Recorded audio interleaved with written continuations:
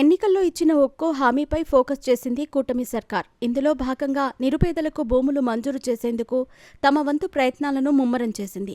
ఈ క్రమంలో జిల్లాల వారీగా అసైన్మెంట్ కమిటీలను ఏర్పాటు చేసింది ప్రభుత్వం.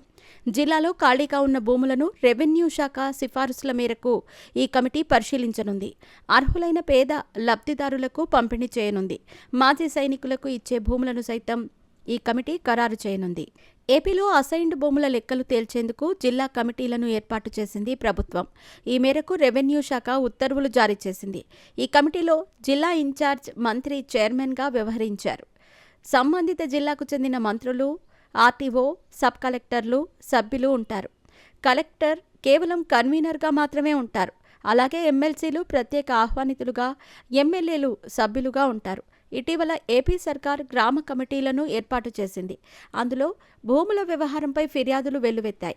అసైన్డ్ భూములను లబ్ధిదారుల నుంచి అక్రమంగా బదలాయించినట్టు ఎక్కువగా ఫిర్యాదులు ఉన్నాయి. ఈ క్రమంలో నిషేధిత 22A జాబితా నుంచి తొలగించిన భూములు, పట్టా భూములు, ఇనాం భూములు మొత్తం 13.59 లక్షల ఎకరాల భూములున్నాయి.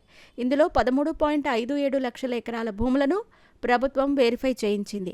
అసైన్డ్ భూములను కొంతమంది ఉద్దేశపూర్వకంగా హస్తగతం చేసుకునేందుకు ప్రయత్నించినట్టు ఫిర్యాదులు అందాయి. ఈ సమస్యను దృష్టిలో ఉంచుకొని పేదవాడికి ఎలాంటి అన్యాయం జరగకుండా చూడాలన్నది ప్రభుత్వ ఆలోచన. భూములు అన్యాక్రాంతం కాకుండా పారిశ్రామిక అవసరాలకు, నిరుపేదల ఇళ్ల స్థలాలకు ఈ భూములను వినియోగించే విధంగా చర్యలు చేపట్టింది. గత వైసీపీ హయాంలో భారీగా ప్రజాధనాన్ని ఖర్చు చేసింది. ప్రైవేట్ భూమిని కొనుగోలు చేసి సుమారు 20 నుండి 25 లక్షల ఇళ్ల స్థలాలను మంజూరు చేసింది. అయితే ఇంటి స్థలాల కోసం సేకరించిన భూమి భారీ అవకతవకలు జరిగినట్టు విజిలెన్స్ ఎన్ఫోర్స్మెంట్ గుర్తించింది. జిల్లా స్థాయి కమిటీల ద్వారా భూమి కేటాయింపును చేపట్టాలని నిర్ణయించారు.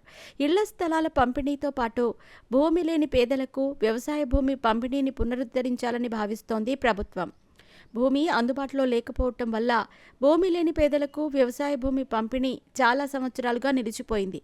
రీసర్వే తర్వాత ప్రభుత్వం భారీ మొత్తంలో భూమిని తీసుకోవచ్చన్నది ప్రభుత్వం వర్గాల మాట. ఇక ప్రైవేట్ భూములు 22Aలో ఉండకూడదన్నది ప్రభుత్వ ఆలోచన.